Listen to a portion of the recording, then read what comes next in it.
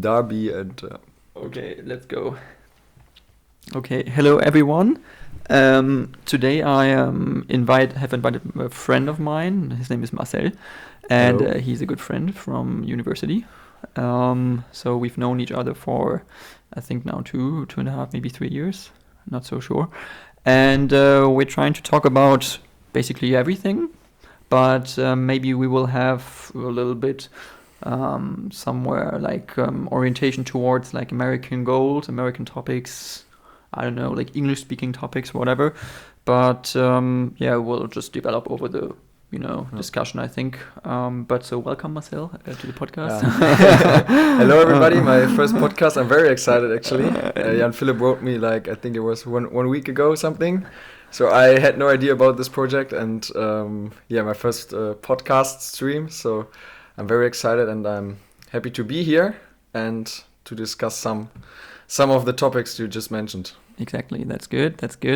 So I think what's important for the people to know at first is that you've been to the US for half a year, I think. Yeah, that's true. In California, you went to the University of Fresno, I think. Fresno State University. Yeah, Okay. California State. Could you explain like a little bit like what was your experience there? Like how did you actually decide? Why did you go to the US? Like what was your first reason why going there, and what was like the experience there, and maybe also in comparison to like university here in Germany, how is college in the US, and is it like a lot different?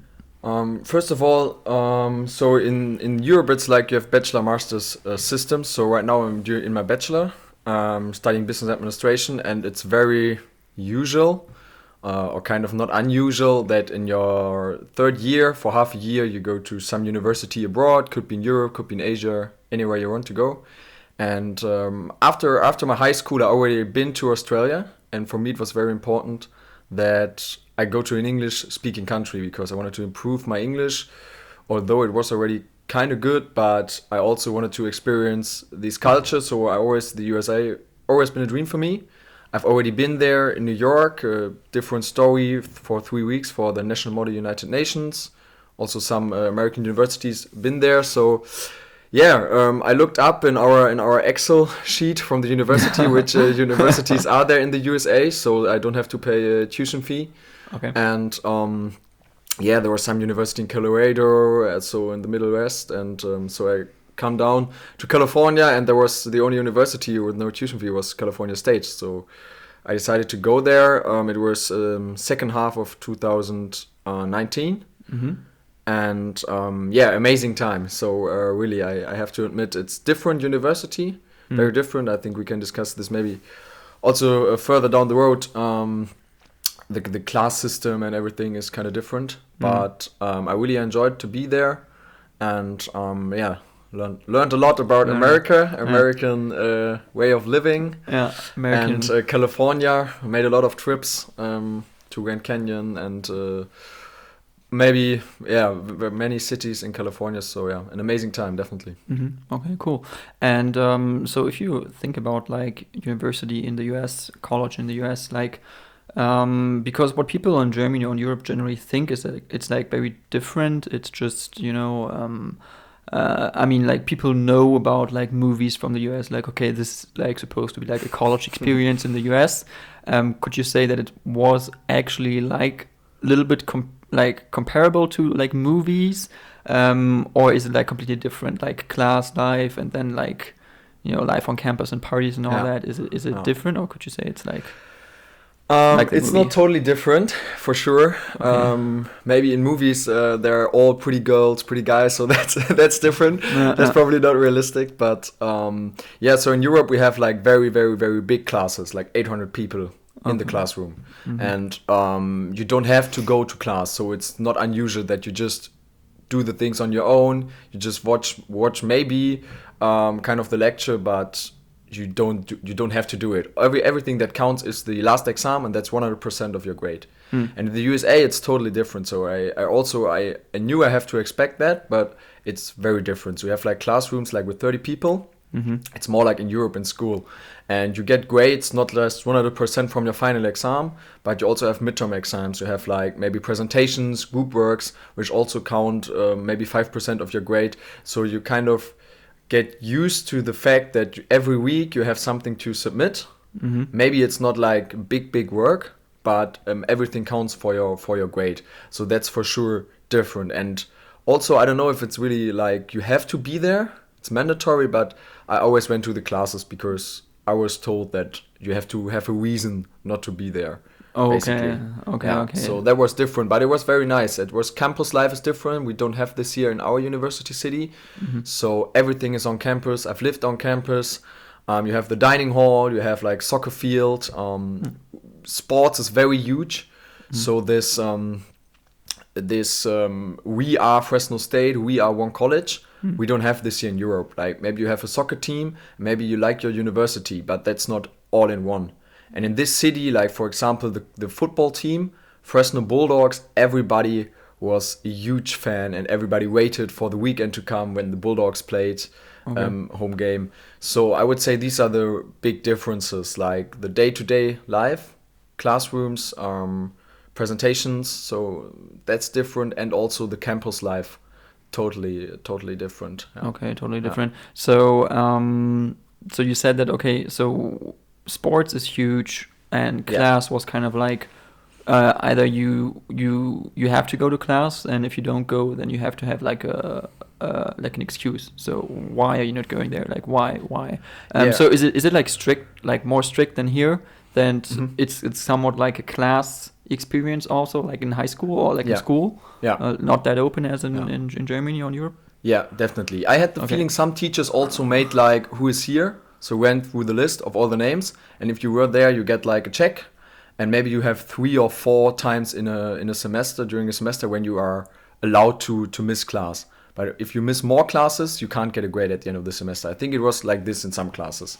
So, but yeah, it's definitely, you have more discussions in class. In the lecture in Germany, you have 90 minutes and the professor talks and maybe you can ask a question. But there it's like really more discussions. It's more like a teacher, not like a professor here, like it's here. And I really like that, although I have to admit that it's sometimes on a different level. So university in Germany is very theoretical. It's very high level. You know, for example, macroeconomics is a class I lectured in, or I heard in both in Germany and in the USA. And in the USA, it was very hands-on, financial crisis 2008, and very, very much about that. And in Germany, it was more about the theoretical frameworks behind the financial crisis, and not like about the actual impacts it had on the economy.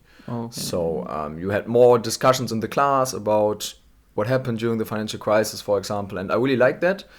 And you also have a more personal relationship to your teacher, because of course he knows you, you know, and in Germany you're sitting in a huge audience, so maybe he recognizes your face, but he definitely doesn't know who you are and who you are. And in the USA, I mean, look at me. So everybody knew, okay, this is the German guy. I opened my mouth and they were like, okay German accent. So, and the teacher said like, oh, you're coming from Europe. Tell us about Germany. And it was really nice to have this classroom experience. Okay. So what is it like with like Americans that they like are so excited about Germans or like people from like abroad when they see them and they just know you're the guy on campus who's like from Germany? Like why do you think is that? Like why are you like that instantly like a famous person there? Or like I don't know, definitely we were like on campus, we were the Germans, like me and my friend who were there from the university. I think there are two things. So it's not German in general, it's just like when you are abroad, you're like, I mean, it's not normal. So normal you're from the USA, so it's very exciting that someone from Europe is here. So it's the same in Germany when an American person comes at a party or something. It's very exciting for the people because, you know, he's the only American guy there. And then it's like things like style. So maybe European clothes are a bit different. We look maybe also a bit different. At least for my friend and me, we were very usual European. Point of view, so that's what people recognize. And of course in class, I mean, I think I can say I speak English very fluently, but still they recognize, hey, there's some accent that's not from California. So I think these two things so come together. That's the thing. Okay, I get it. So that's pretty cool. But So sports is huge Yeah. in the US. So everybody's like excited about like football games. I mean, like I've been to the US for a year during high school, and so there were like these football games, like the big thing. Like everybody wanted to go there, and that was like a social meeting. So was it like the same experience in college where you like met people at the game and like not somewhere else at bars or whatever or cafes, or was it like the sports events who were like the social gathering situation or I don't know where you've been in high school or how long. I don't know where. In Virginia there was for a Virginia. year in Chesapeake, nice. in Virginia. Yeah, probably also a even bigger experience. I mean, probably you've been like 16 years old, something. 16. I think I was 16 when I went there first. Going to 1 year for America, like that's huge. And in Fresno, it was kind of like that. So even though the football team maybe that season was not so good, the day, like home games, was huge. Like 30,000, 40,000 people in the stadium. Before the game, you do like tailgating. So in all the fraternities, there are like hundreds of people. Everybody is partying and cheering around and just meet people before the stadium. Then everybody goes to the game and enjoying the game with like orchestra on the one side of the field. And so that's really, really huge for the whole city, of course, for the college. And I really like that because in Germany we just have this like for soccer games. I think it's kind of comparable, but not in college. Because if our college team plays in soccer, for example, who cares? Basically, no one. And there, it was not just football, also basketball, for example. It was not like at the same time, but at the end of the semester when the basketball season started, also there was very huge. You could go to volleyball games and soccer games. There are also soccer teams, so sports was very big, and you had the feeling that the whole college is behind this football team, this basketball team, and at least for young people, I think that's really cool. So it was a big event. I think it's kind of comparable to what you experienced in Virginia. I don't know. Yeah, probably. But so why do you think like why are people like so behind that? Like why do they kind of support their teams so much and like this identification thing like that they have with their college? Like here in Germany, you don't feel like people identify with their university other than maybe. Okay, this one is a little bit better maybe than like the other one, but there's not like huge differences. Whereas like in the US, you have like some like private colleges which are like very prestigious, like Harvard and Yale and whatever, and then you have like others who are like just like no one cares about. So do you think that it has to do with that, whether you like go to a good college or not, and like this identification thing, like it's so much different than here, like. Yeah, maybe the educational system, so that's kind of, I think, a different part, because I also experienced like maybe some disadvantages in the education system in the USA with like the very good colleges and public colleges kind of under this rating. But I think in general, people like the feeling of solidarity and we come together, so we are one college. And so it's both the people push it and the university as well, like very, very huge push. So we are Fresno Bulldogs, the Bulldogs is the football team, and I think it's the same for all colleges. Like that people like this competitiveness in sports. So sports is a very good kind of picture where you can project your feelings in. So we play against the other college, probably in a presentation on chemistry, against the other college, there wouldn't be 20,000 people to support your college. But with sports, it's very easy. Everybody likes sports, it's very popular, and this we against the others, this is very nice, for the people, I think, also. And the 4 years of college, for everybody, I think it's a great time. And this makes it even greater to say, okay, I'm a proud, Fresno Bulldogs, or I'm proud to go to UCLA, or I'm very proud to go to Harvard. Besides the aspects that it's maybe a good college or something, but that you really like this competitiveness between the colleges, which is maybe not the same here in Europe. Okay. And do you think that like in Fresno, like did people like in a national like comparison, like how good was this college? Because they have these rankings, and like so they identify themselves like strongly by that, I think. So I think it's not a very good college, but I didn't go there for the reputation. In Germany you just see, okay, he went abroad, and if it's not Harvard or something, it's not very important if it's California State or Florida State or something. I think public college was really good for public college ranking, maybe third best in the country, something, I think, 2019. But of course, third best public college means after all the or public funded college, I think, of course, there are these, I don't know, maybe in the country it was, I think, kind of around place 30 something, 25. Okay. So I was also surprised. I even thought it was a bit less. So it was actually pretty good, actually. Yeah, actually kind of good. Of course, not Harvard or something, but I also don't have the money to pay that. So we were very lucky. I think the tuition fee was something around 10,000 every semester for the people. Okay. So yeah. Not bad, actually. It was good, but we were there for the experience and not for the grades. I mean, they are even not transferable to Europe. So yeah, sure. But because that's like what I think is like in the US, like when you go to college which is not good, then you like not like, I'm not sure, it's really hard to be successful, like maybe in the business world when you try to get into big firms or whatever. Whereas here in Germany, when you go to any college or any university, it's pretty much the same actually. Like, you know, you will always have somewhat like, you know, opportunity to go somewhere, and there will be, you know, like you will have a chance. And do you feel like people there were stressed about that fact? Did they like fear like leaving college and then maybe realizing, okay, like I'm not sure whether I'm gonna have a job because the college I went to wasn't good enough, or is it like not that strong? Yeah, feeling. Maybe it's an individual feeling, but definitely stronger than in Germany because, as you mentioned, in Germany, I think our best university for business is a public university. In Germany, it makes, in my opinion, no difference. Of course, there are better universities, maybe universities who are not so good, but which are not so good. But in Germany, it's kind of on the same level almost. There are many good schools and many good public schools. We pay like maybe $300, like US dollars. Tuition fee every semester. I mean, that's almost nothing. If you tell that to American people, they're like, what? You don't have to pay for your education? For me, education should be free. And this in the USA, I really experienced that they're really highly stressed because almost everybody I met had like, of course, a huge debt because he wanted to study, you know, student loan. And they worked like 20 hours a week, maybe at In-N-Out or something. Just to pay their In-N-Out their loan. It's a burger joint, right? Yeah. Probably the people in the US I would know, but it's actually very good burgers. In-N-Out.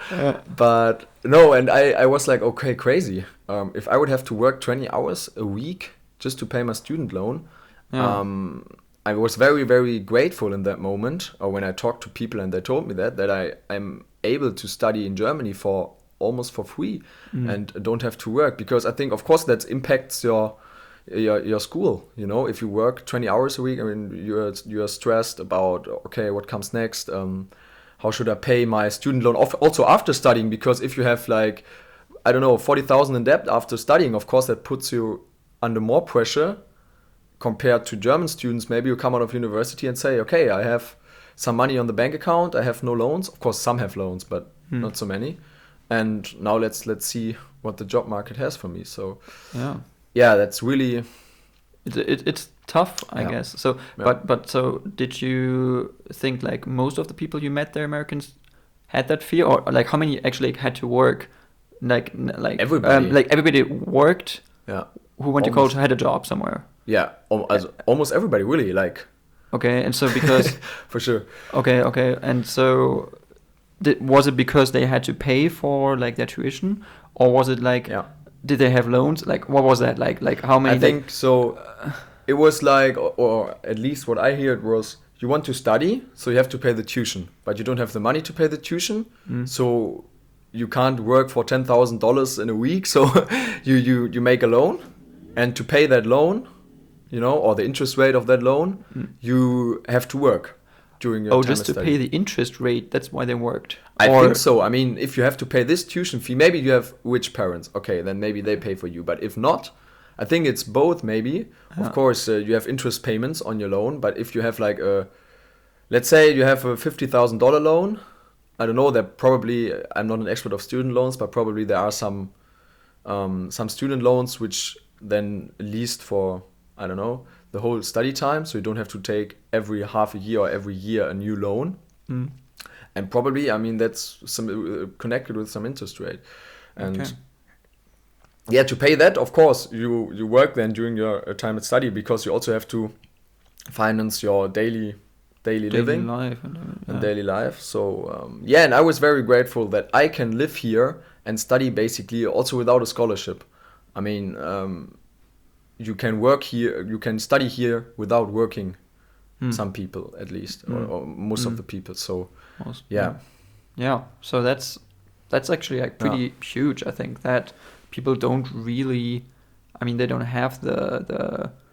I mean, they have to have the loan. They have to have like, because how much was it like? Do you know how much was it like at your college to like for 4 years? I think, is it like I think it was undergraduate 10,000 a semester or a year or something. 10,000 a semester. So. Yeah, I think. Okay. I'm not pretty sure.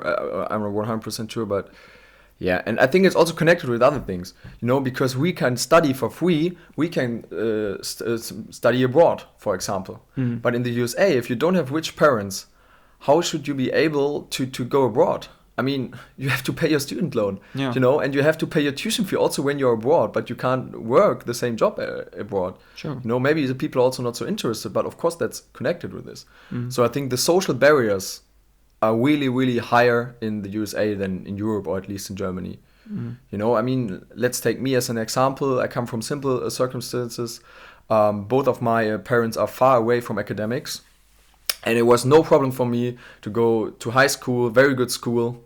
In Germany, almost public schools are really, really good, in my opinion. So there's no need to go to a private school. And then the same with universities. You know, I don't have to get a loan, just had to pay my 300 euros during a semester, which are connected with a train ticket to take the train for free, actually. So yeah, I can do all this stuff, you know.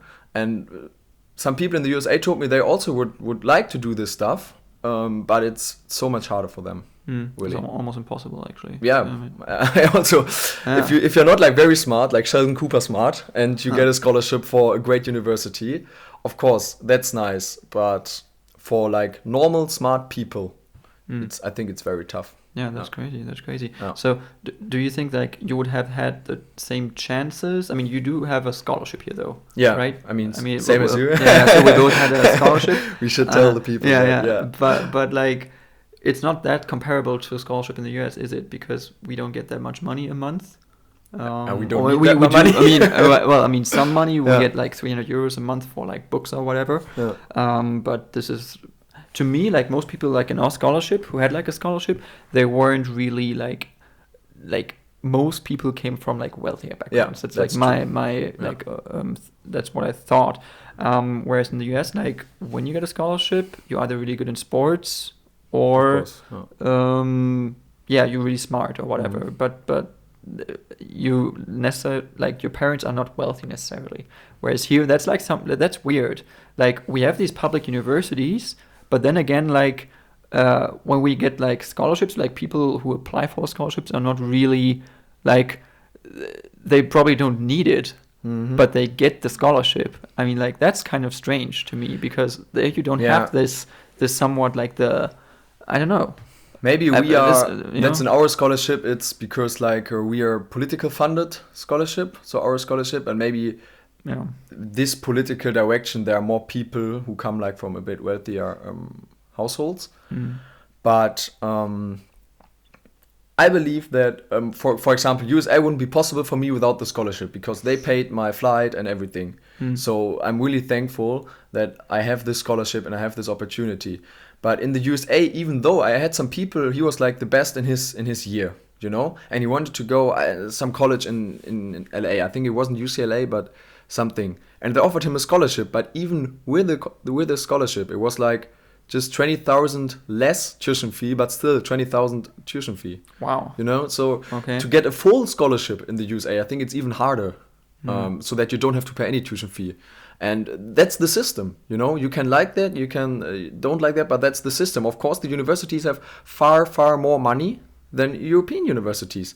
So you have better facilities, maybe you have better research, you know. So, of course, there are also benefits. But I think for the student, and because I can't see that there is like a better development for the students in the USA, so that there is like a tendency that tuition fees get decreased. I mean, even in the Corona semester, I talked to my friends in the USA, and I didn't hear that tuition fee was decreased for an online semester, you know. Okay. But some lost their jobs, you know, because of the current economic crisis. So, right. yeah, that's really hard. Yeah, so that's not good. That's not good. Yeah. But so that's like another question I would have. Like, do you think you would have had the same chances when you grew up in the US and then went to college? No, definitely as not. here in Germany. Yeah, like definitely not. Okay. Definitely not.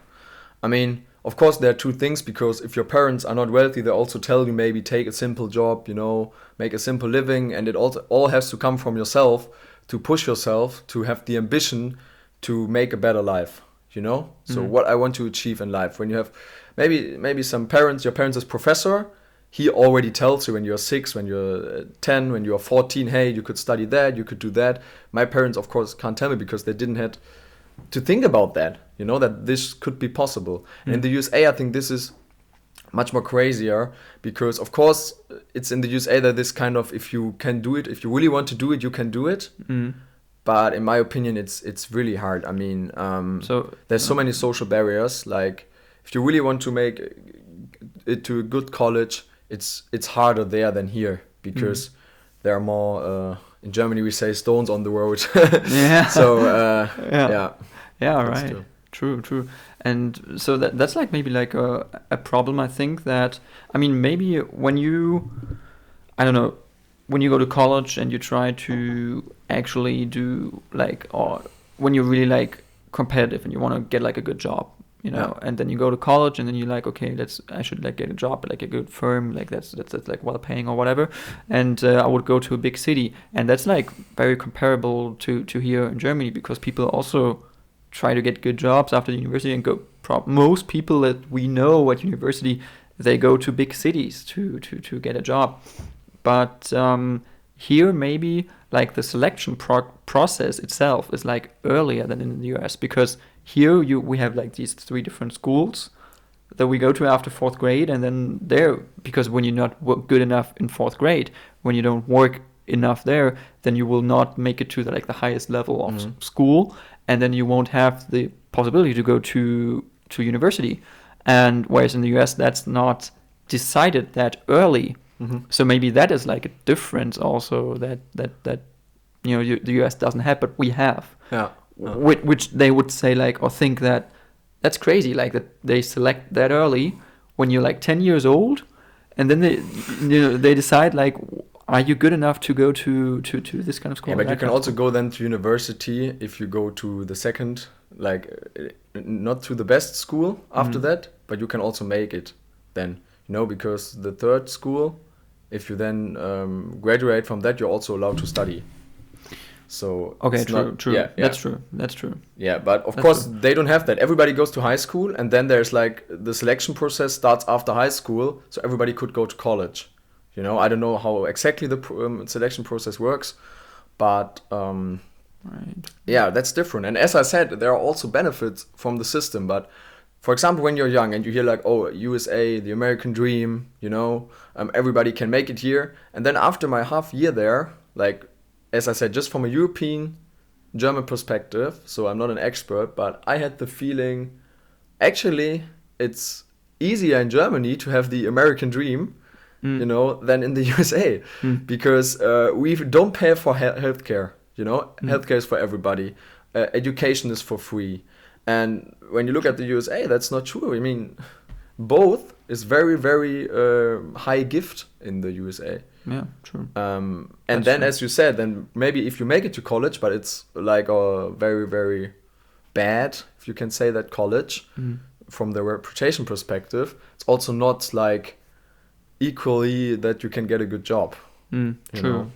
So would you say that like, because here like we have the University of Greifswald, that's like a university which like everybody makes fun of, no one knows it, somewhere like in the northeast of Germany, on like close to like the East Sea, and people make fun of it because it's a university somewhere in the middle of nowhere, but you can actually study medicine there and everything. But would you say, because that's like one of the unis where people say like you don't want to go there, like you don't want to like, you know, but is that comparable to like a kind of like a shitty university or college in the US where like when community college whatever when you go there and then people will be like, okay, you won't get a good job at a firm. Is that comparable, or is it still I don't think so, because if you have a bad college and compare to Harvard, like the difference is like from here to the moon. I would say like it's not comparable at all, I would say. But in Germany, University of Greifswald, okay, everybody makes fun of it.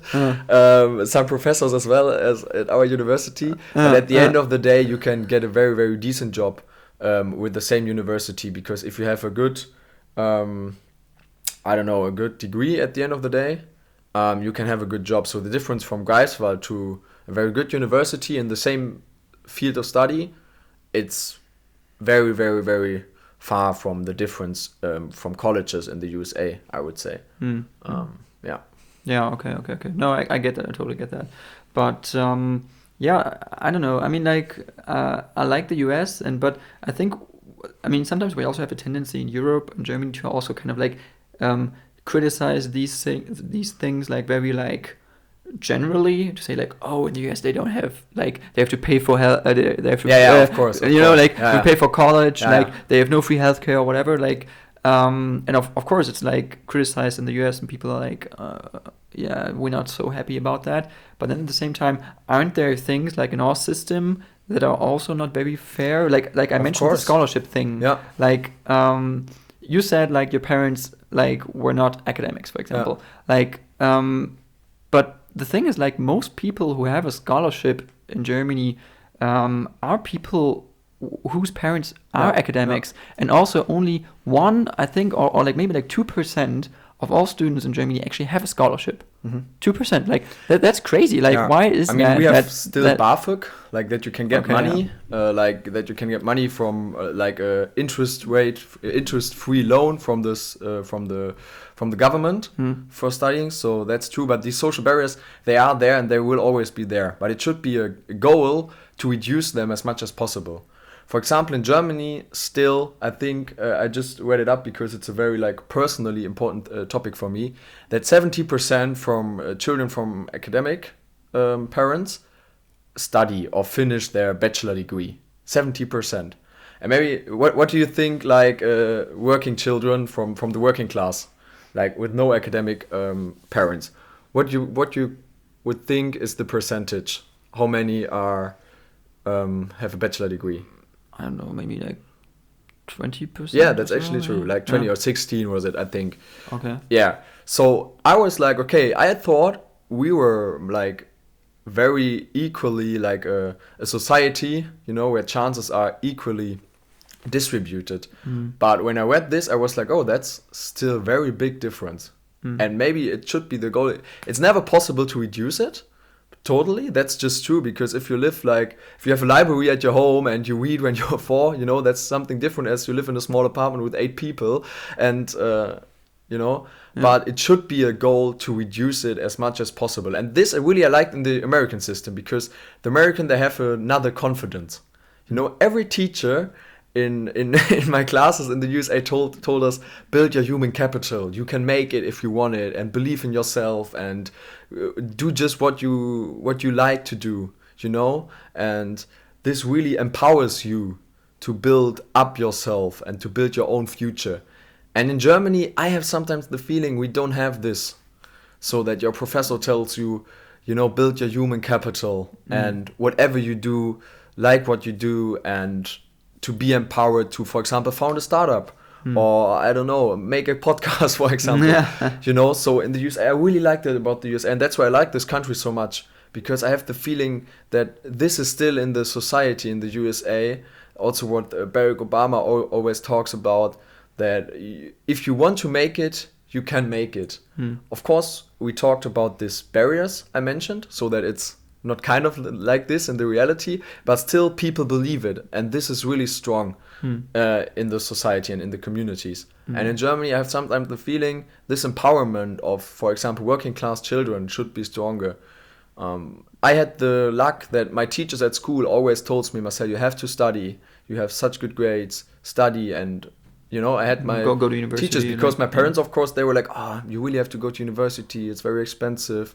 Maybe you just want to start working after. Yeah, of course. Really? My brother was not allowed to study. My big brother was not allowed to study. He wasn't allowed to go to university, your parents told him. Oh, yeah. Wow. Okay. So he had to work for 2 years, and then he was allowed to go. Okay. So that was a really big fight at our home. Yeah. But I was, I'm lucky. I'm younger than him. So after 4 years, then after 2 years he went studying, and I graduated 4 years after him. So my parents he had a scholarship. So I had then a scholarship with starting my studying time. So. Yeah, so that's I was sitting there in the classrooms. I was like, I really like that. This, I don't know. Also, this group work that they have small classes there. That you have many presentations, many case study to solve in groups or on your own. And in Germany, it's just like 100% the final exam, and that's it. And so I really. Yeah, I would like that to have that in Germany as well. Yeah, but I would like to get back to like this like encouragement thing. Mm-hmm. So like that your teachers were like, okay, Marcel, you have to study and whatever, and, be competitive. But do you think that they don't teach that enough to the people who like don't realize maybe how unequal in Germany things still are? Like how like. I mean, the percentages of people who go to university go up. Like, so there are more people going to university than like 20 years ago.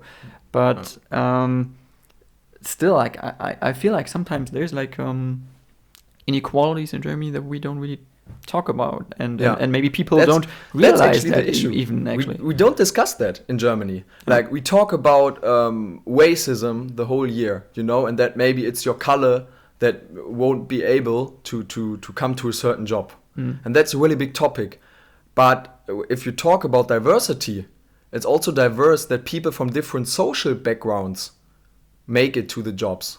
If you talk, for example, the consulting company McKinsey actually accepted diversity, social background as a diversity criteria.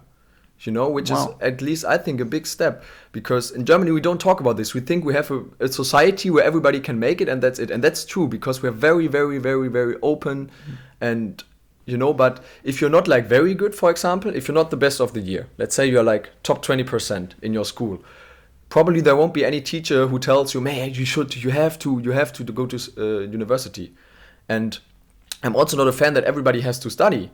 But everybody should have the chances, and everybody who wants to should study. And although we have this in Germany, this empowerment thing, as you said, this encouragement, at least I believe it could be more. And I think the USA is there just also because of their history. I mean, they're a more patriotic, a more, let's say, confident country, and also society. So maybe that's different, but yeah. Yeah. That's true. I agree. I totally agree. But this thing about like the scholarships, like that's like what hit me. That where I was like, because our scholarship, like maybe to explain to people like what it actually is that so it's like a political foundation, the Konrad-Adenauer-Stiftung or a party that is connected to a party, the Christian or like conservative party in Germany, and it supports somewhat the people financially who have the scholarship, and also like the connections, like the networking, all that's like really important, and you have like events and stuff like that. So that's all like a big thing, but the people who are in it are already somewhat like elite. They are already like somewhat like the like the upper like the 10% or kind of like that. so they like kind of like support each other, like this is like this networking thing that I don't like, which I think is like highly unequal. Like it's highly like questionable. Why? Like it's like publicly financed. So like the German government actually financially like supports inequality in Germany at that point, or at least for our scholarship, for our thing. I don't know how it is with like the other scholarships, because like from other parties, other scholarships, but that's like a thing. I think the main idea of scholarships is not to reduce inequality. So the main idea to reduce inequality was BAföG. So this interest-free loan. you can get. So I think scholarships, like, how to say, it's like a trophy or something you get because you've done something outstanding. Grades, maybe, which are very good, maybe some community work, So this is something, a prize or something for outstanding work you've done during your school time, so that you have a scholarship for studying. That's the most. And of course, people from maybe, let's say, more advantaged households, of course they have done then more, because when they are 10, their parents maybe already tell them about these scholarship opportunities, and they tell them, hey, you could go to this competition, you could go to this reading competition, you could, I don't know, go to this project and participate in this community. So of course that is it, But I wouldn't say that it's like so drastic as you said, that it's like, I know also some people in our foundation who are like me, like not from an academic household. But yeah, of course, maybe it's also a problem of our foundation, because as I said, this political direction also maybe is more like a employer party, and maybe in the foundation of the employee parties, of the kind of like socialist parties, maybe like on more the left, on the more progressive side of the political spectrum. I don't know how the figures are, but I know that our foundation at least has, as you said, like majority is definitely from academic households. Yeah, okay, but I wouldn't say that the German government is financing it, because at the end of the day we have this interest-free student loan.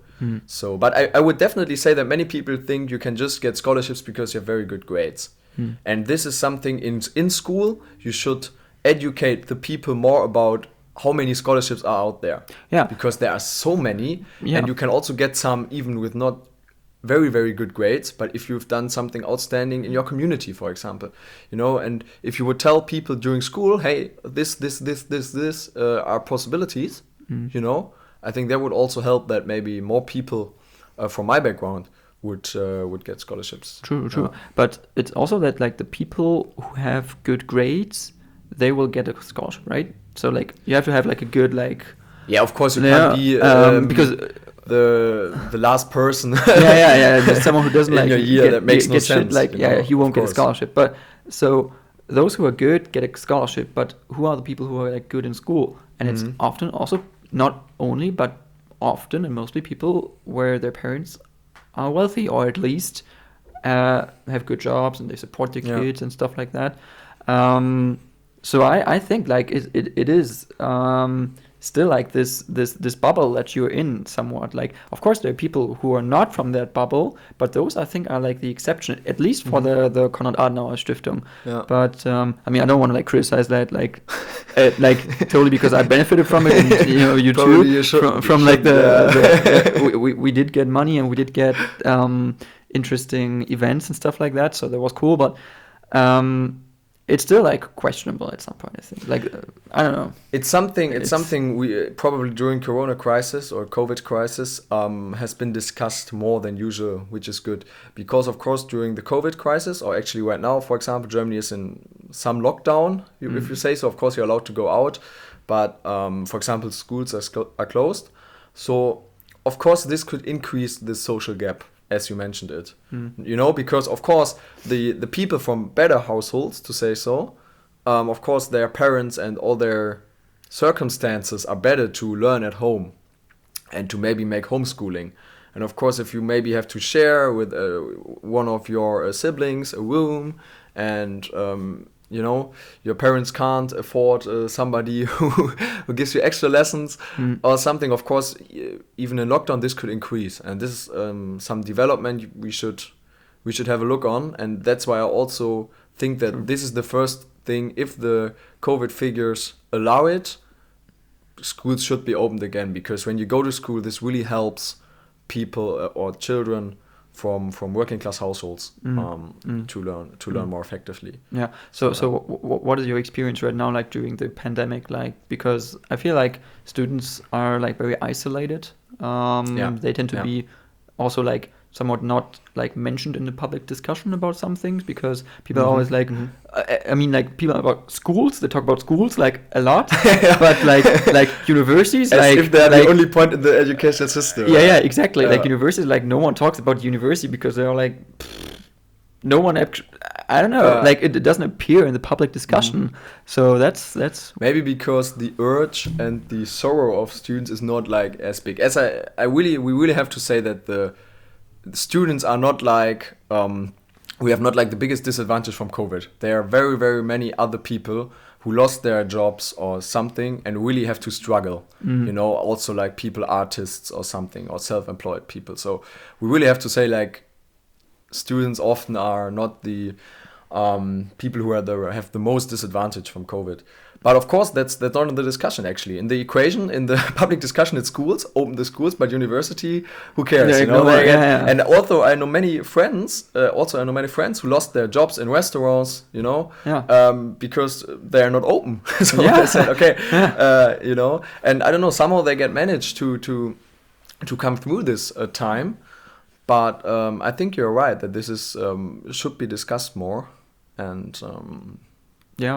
totally. Because I met a friend like last Sunday, I think, and he told me he's like in preparation for his law exam, and that's like a really tough time right now because he's like alone, like all day. He lives alone, like in his apartment, and like everything is closed. Like you can't go out and eat somewhere with people. And he's just like by himself. He maybe sometimes meets some people, but that's like also a problem, and that people are isolated so strongly. And I mean, for like kids or whatever who go to school, they have their family, but and people who work, they have their job that they're going to go to still somewhat, and they have the social like like exchange or whatever. But when you go to university and you can't go to class and you lost your job and you have to pay for rent and all that, I mean that's not cool. Like that's not a good thing.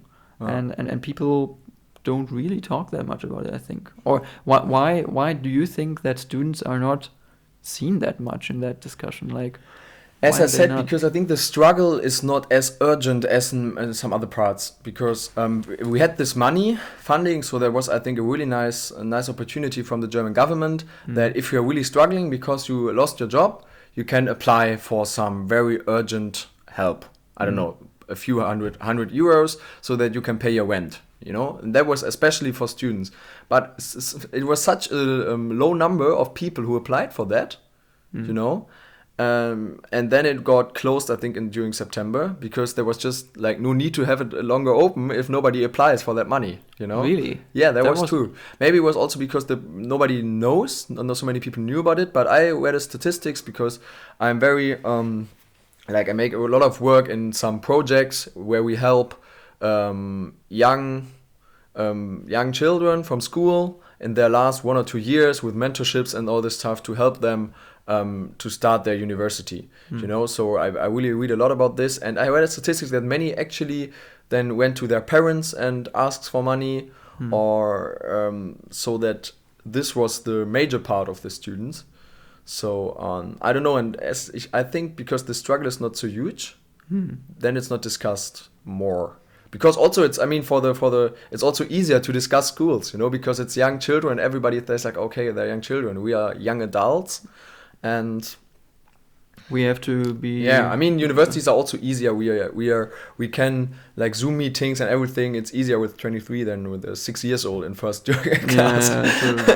So I think this is the thing. But COVID has a lot of sectors impact. Students, job market, everybody has to pay. Has their doubts about the future, and we can just hope that the situation improves fast, but can be very happy that we have this pandemic right now in this digitalized university system, because we can have online lectures and all this stuff. So true. Yeah, but isolation, of course, is a huge problem for students.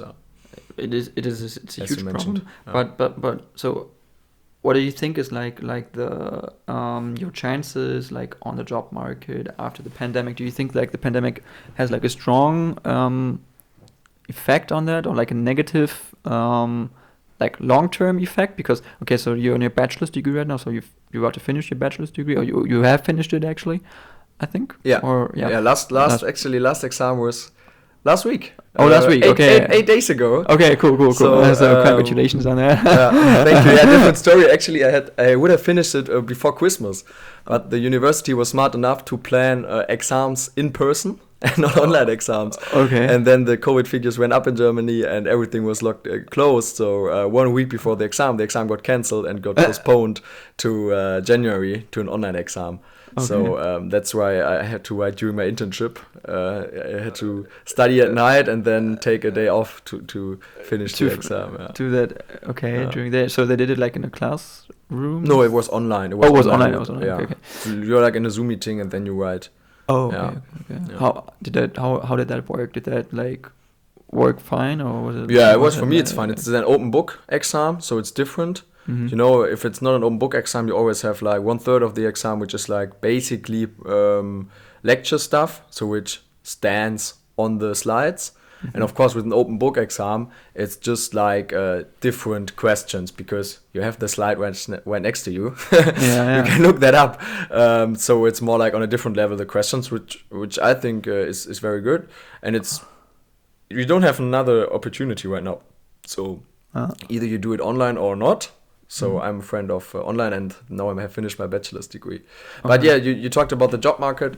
So I experienced, because I applied for internships, so I had not like so many struggles to find an internship. It's kind of also like, of course, if you look at the airlines right now, probably it's hard to get a job, you know, or in the travel industry. You should buy airline stocks now. Yeah, maybe.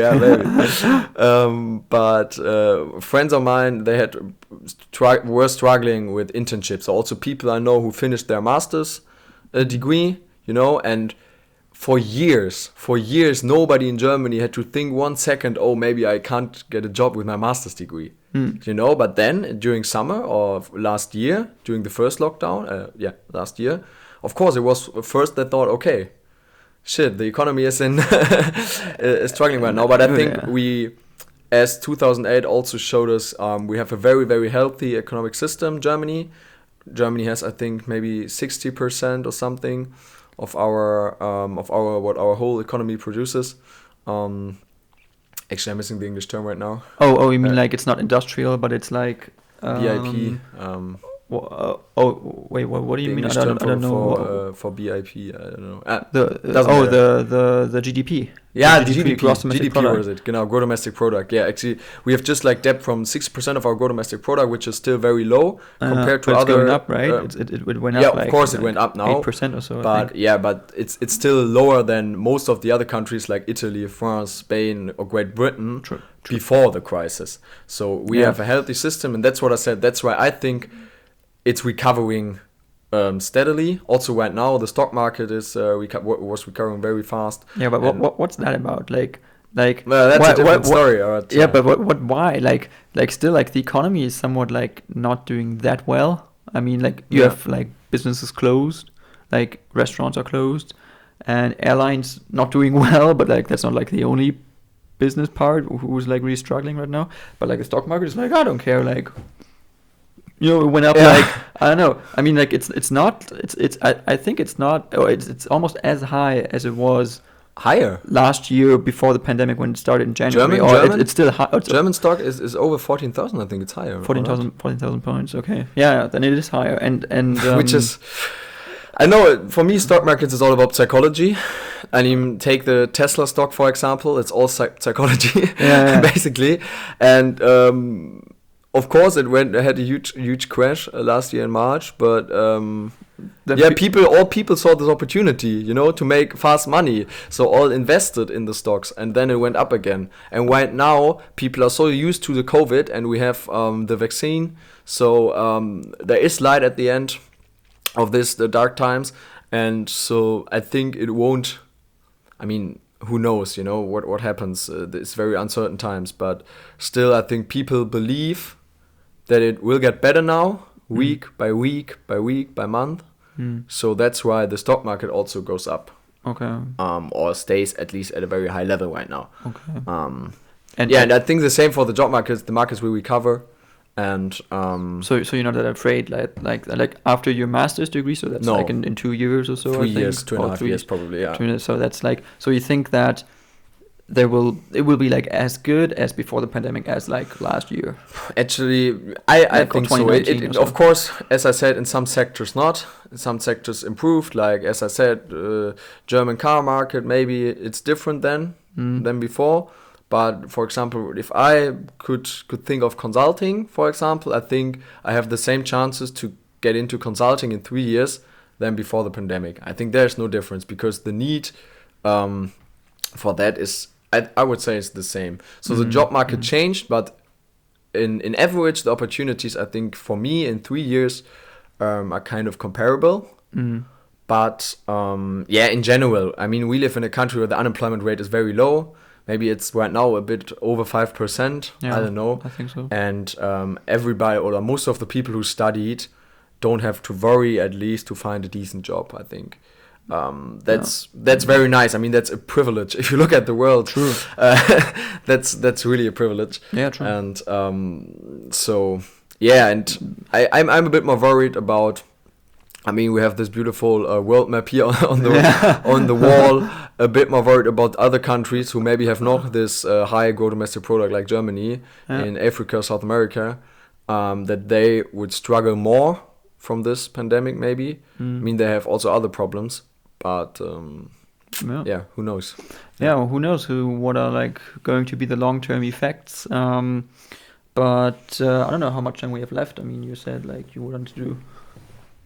Not too long, but maybe one last minute. One last minute, okay. So that's like just like the perspective that you have, like about like your job. You said like you mentioned consulting, like that's like very quickly. Like so you said this is not going to be affected by the pandemic. I mean, it was affected, but I think in 3 years. The effect won't be like so bad that you have to worry to get into consulting because consulting market is growing. Then the pandemic came. But now I think it's growing again because the need for consulting is not decreasing after a crisis. You know? Yeah, true. So why is it growing? Like, or what is like the? It's depending on the topics, I would say.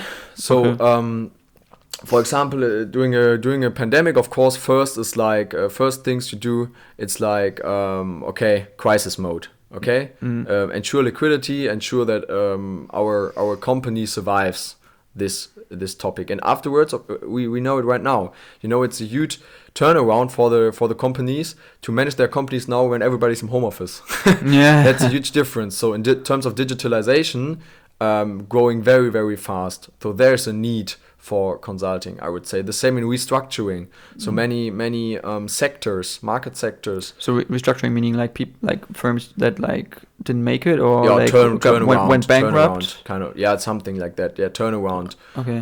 But also because maybe the customer preferences changed during the pandemic, and so in all these kind of sectors, you know, of course, the pandemic affected these sectors in all ways. If you look at the people who are now in home office, if you look at the strategy, you know, so if you look at finance topics, so it all affected us. And at least in my opinion, I won't see, of course, during the crisis, the companies had not so much money to spend for consulting companies, so they were struggling then a lot.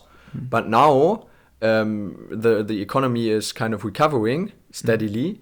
So for the important topics, the money for consulting is there because the need for consulting is there. But some other topics, maybe, I don't know, 1 year ago you thought about, hey, we could do like cultural topics in our company, and let's look which consulting firm could help us to improve maybe our corporate culture. Of course, this is maybe a topic the company now says, okay, let's do this in 5 years or something, because now we have other problems to solve. Yeah. You know, so but in average, I would say, the need is still there. So improving also like the image of a company, maybe a corporate culture, or like improving the like how people like communicate with each other, maybe kind of like that. Yeah, stuff like that.